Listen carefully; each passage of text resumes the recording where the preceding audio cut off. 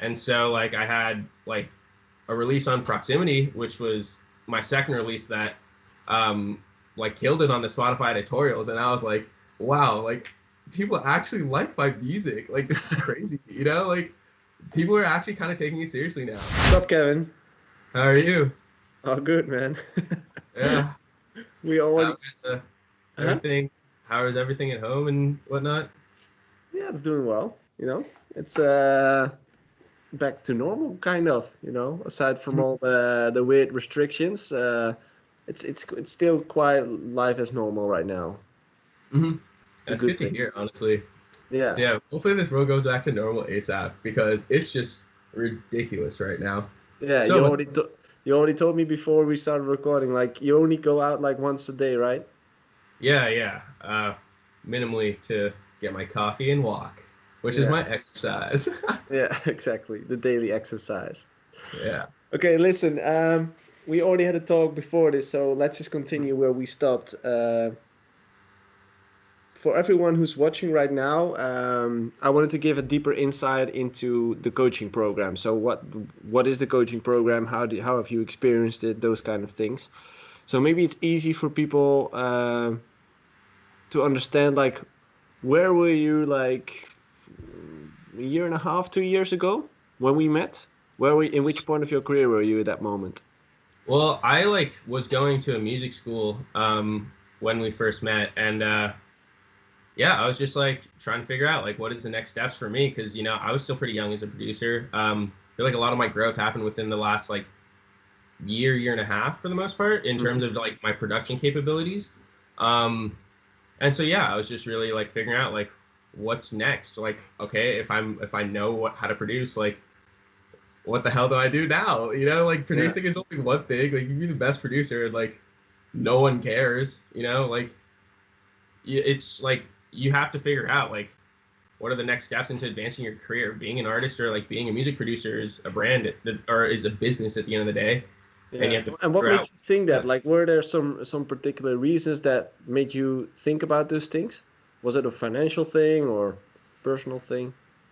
It was mostly my decision to not want to go back to college. Mm. Like I dropped out of college. I was like an economics major and wasn't a big fan of that.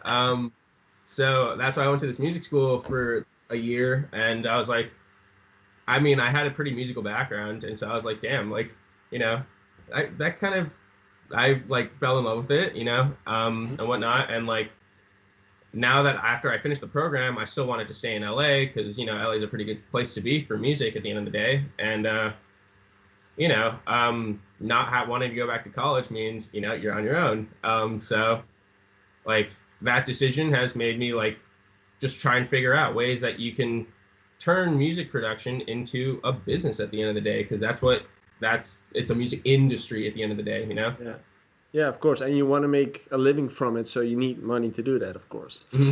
And you were already releasing at that time, right? Not that much, as I recall, but Well, I had like released like remixes and stuff like before like a long time ago under my like artist name, but it was just like unofficial like bootlegs and whatever that on SoundCloud.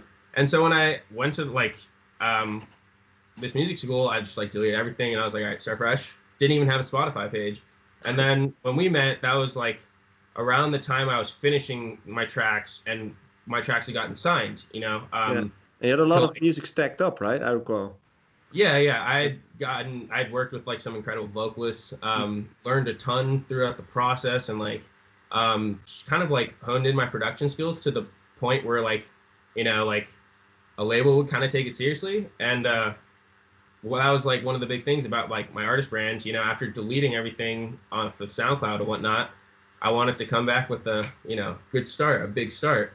Yeah. Um, and so like I had like a release on Proximity, which was my second release that like killed it on the Spotify editorials, and I was like, wow, like people actually like my music. Like this is crazy, like people are actually kind of taking it seriously now. And Yeah, that was whereas the before first when I was release I think that was the first release you did when we met, I guess.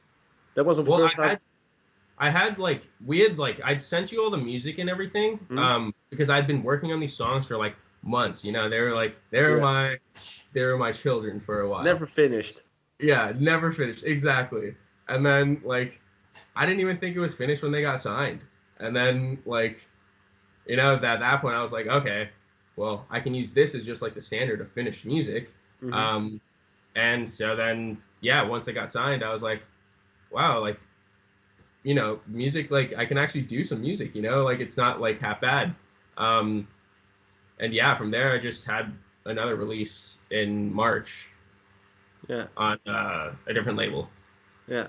So from there, the release started going, and a lot of other things happened in your life as well. I remember you moved as well to a different town, city. Is it a different city? Yeah, it's like a 20-minute drive. It Yeah. wasn't too far, but I moved into a like with a couple of the other producers who were in my class at that music school. Um, and they all live in like the same like room, just like over there and like over there and over there and whatnot. And they all have their own studios, so it's just constant music happening all the time, Yeah. which is awesome, you know. And like, yeah, I mean, I just started working more as like a composer and like behind the scenes, like producer, Mm-hmm. producing for other like artists, bands, and you know, that's what I really like to do. I like to produce, you know.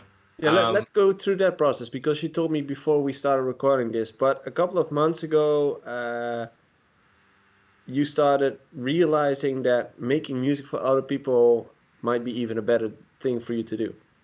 Yeah. So like honestly, my thought process behind it is like for my artist project, like I want to be playing some techno or I want to be like making some techno. You know, like Calvin Harris's like Love Regenerator stuff is sick. I love it. I think it's so cool.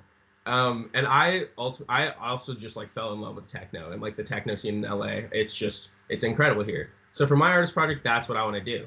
But like I've had a pretty musical background growing up, and so like doing other genres, like I can figure it out, and like get it pretty close to what they want at the end of the day. And so like I realized like producing for others, like I like to do that. And so like in the meantime, like I also have to make a living now that I've gone full time with music. And so like that's just like kind of like what my priority is right now. Yeah. Working at any like scores for film or short films or whatever. Mm-hmm. Music for sync and you know just like productions for bands and other artists, you know, because like they just have to send me a reference track and like I'm like, okay, I got you. I'll just like try and get as close as I can and then tweak until they're happy. And it's just an easy process. What was that something you've thought of before you started making music? Like that making music for another artist was an option?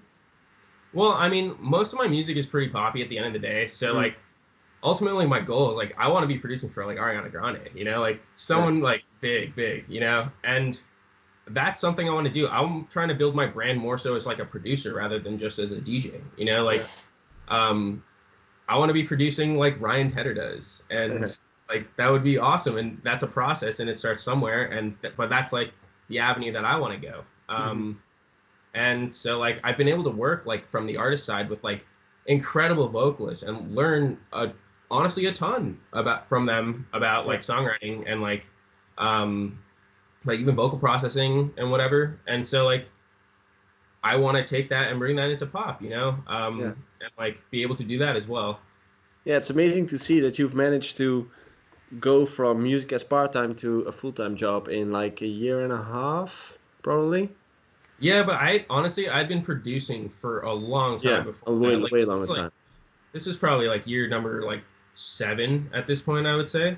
So what changed? What was the reason why you could start making music for a living as full-time?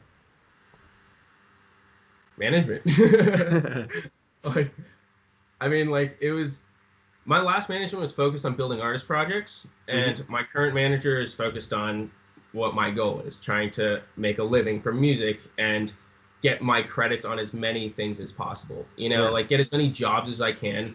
If I get a job, like I promise to deliver, and we'll work until it's deliverable. You know, and just try to get as big of a network as possible. And he like did it really well in the distribution scene in Latin before, and so he like knows all these like really cool Latin artists. And so that's been a big thing. I've been trying to learn how to make Latin music, and like it's fun, it's cool. And I don't know, it's something new, something's like happening. It's exciting, and like it's just he's like linked me up with like this new band, and I really like their stuff. It's like Coachella stuff, and like that's something I never thought I'd be producing, but I definitely can produce. It's pretty simple at the end of the day. I have my synthesizer and I can sound design on it, and get pretty close to whatever they're looking for, and I can play with their vocals. I don't have to songwrite it. I just edit their vocals and make them sound good, and when they're happy, I'm happy, and their management just deals with the release and whatnot, and like I don't have to do anything. I just move on to the next project. Just make music, yeah. Yeah, awesome. I mean, I just love making music at the end of the day, and like it's fun. And let's go back in time a bit. When you found out about coaching, what did you expect beforehand? Honestly, I had no idea what to expect. I mean, I had mentors at like Icon and stuff, or like the school I went to, and like they were more like about like the production side of things, and like obviously I'd like send you music for like feedback and like mix down and whatnot, but I think more importantly it was like the branding side, and like just realizing what you need to do to build a brand. I mean, it's 2020 at this point, like social media like is pretty much everything, and if you don't have the access to get the big credits like right off the bat, you got to build it some other way. Like not everyone has the same path in the music industry, and like some people are blessed with like incredible connections right off the bat, and like but most people don't, and so social media and like content and stuff is like pretty pivotal in that. I personally just hate posting about myself, so I'm just trying to get as many other bands to be having content that I can just post on my page, and then occasionally have my face in like a photo here and there. So like, was social media, was building brand something you expected from the coaching program, or? It was. I think a lot of the coaching program too was like accountability, and just being able to like have someone hold you accountable for everything you need to get done at the end of the day, because it's easy to forget. And like also checking in like once every month, like if there's not enough to talk about within that hour, you're just like, oh crap, like I haven't done anything this month. I don't have like new music, like I haven't done anything for branding, I haven't done anything for networking, and then so you realize next month you gotta go out more and meet more people, because actually before this COVID stuff. But yeah, I mean, that was also a big part of it too. So the biggest part for you was accountability, to have someone to be accountable to. Yeah, and someone to just like reassure you that like you're not total trash at this, like I mean, like as a producer at the end of the day, you're never going to be satisfied with your own music. Like you're always going to want it to be better. You're always going to think your mix down can be cleaner. You're always going to think your master is like off. But like having you tell me like your music's fine, like it's ready, like that kind of thing, like especially when you're releasing your first artist project, like that's a big part too. Because I mean now I have like releases that are coming out this year for my own artist project, but like if I didn't start releasing, if I didn't get that release on Proximity, it would have been a lot harder to get like just like even in contact with some vocalists and just whatever. That's the thing, like you have to get started somewhere, and once you start releasing those songs, for you the first release was already at a big platform, like Proximity is a big platform, so your first release kickstarted everything in a great way. So that opens up doors towards other opportunities, towards vocalists, towards bands, I don't know, anywhere you want to go. But you need to get started somewhere. And I think that's you just had a really great first release, which really boosts your career in the beginning. Yeah, I mean, definitely. Even just like going to like network in LA, like just being able to say that I had like a release on a platform, or even just any label, like any label that like, really, if there's a label that believes in it, then that's someone who believes in your music already. And if that someone believes in your music, chances are other people do too. And so just having like a label release, like that did help a lot with networking personally, because like I also didn't have the money for promo, like that's expensive at the end of the day, unless you're really, really hustling. You were a student at that time, so no money. Yeah. And so that like so having the labels do the promo and like editorial push, like that was helpful, especially with like just being able to like converse with other vocalists and like other artists, for them to take you like kind of seriously. Yeah. It was helpful for sure. Because I could just be like, oh yeah, my latest release was here, and they'd be like, oh, that's cool. And then yeah, I mean, it just helped with getting Instagrams and actually having conversations and starting projects that way. Yeah, exactly. Yeah, for me, it's awesome to see that you've managed to grow that much in the last couple of, well, yeah, probably a year and a half since we met, maybe two. I don't know, Yeah. maybe two. Yeah, I think like a year and a half. Yeah, exactly. But it's amazing to see that you went from not really knowing what to do or what to do with your study and with music and making those decisions on the way, and now being in the place where you are right now, as in making a living from music, writing for other people, but also having your own thing on the side. What's your goal with your own project? Are you still working on that to make that bigger, or is it just like a side project and now you're mainly focusing on creating music for other people? Well, honestly, so for my like artist project, I think I said before, but like I'm gonna have like 4 releases that I've already finished this year. Mm.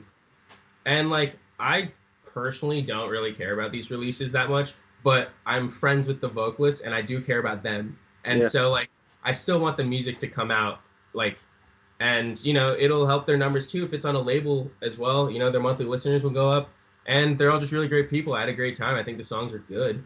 yeah, Um, so I mean, those are going to come out for like the next year for my own project.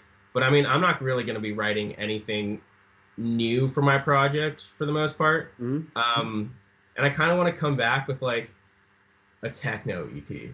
I mean, like I have like a bigger branding idea I have for like Kevlah, where like I want to like just like have it be the umbrella brand of hmm everything I do. And so in order to do that, I want to get my techno sound really, really locked in. yeah, Um, and like just expand on the network, because like once I have like that network, it'll be easy to get distribution. It'll be easy to get like the playlisting. I don't have to pay for that, especially like if I've already worked with these people before and like they like me as people as well. It'll be a lot easier as well. yeah, Just to like kickstart and really pop off a brand. yeah, Um, and yeah, that's going to take time. And so in the meantime, I'm just trying to write for other artists for like the next year or two, until I really, really develop this kind of like sound that I want and brand that I see, yeah, and just like go 110% into it. yeah. Amazing, man. Yeah, it's a process, you know. It's not gonna happen within a month. It's gonna take some time, and it already went by pretty quickly for you. It started off really, really quick. So let's hope everything else will start to grow in that pace as well. That will be amazing. Hmm. But for Yeah, now, definitely. I want to thank you for taking the time to, yeah, show a bit of depth into and open up the doors about coaching for people, and also what it brought you, Mhm. um, what the reason for you were to start doing this, and yeah, let's stay in touch, man. I hope Yeah, things will definitely. go well for you in the upcoming months, Absolutely. years. Thanks very much, man. Have a good day, man. You too, man.